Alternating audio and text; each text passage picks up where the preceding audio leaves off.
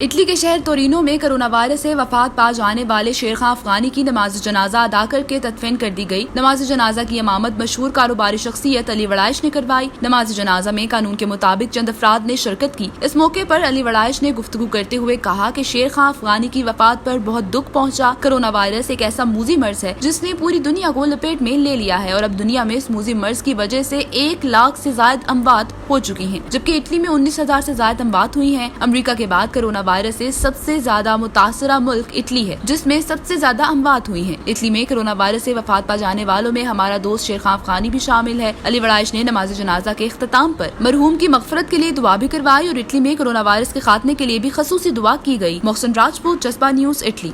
خیال رکھنا، خیال رکھنا، خیال رکھنا، خیال رکھنا۔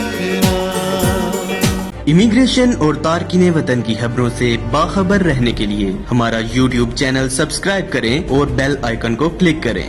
خوبصورت اسلام آباد کی خوبصورت ترین بحریہ انکلیو میں 3، 4 اور 5 کمروں کے لگژری اپارٹمنٹس۔ دی سینٹریم، آئیکانک لیونگ۔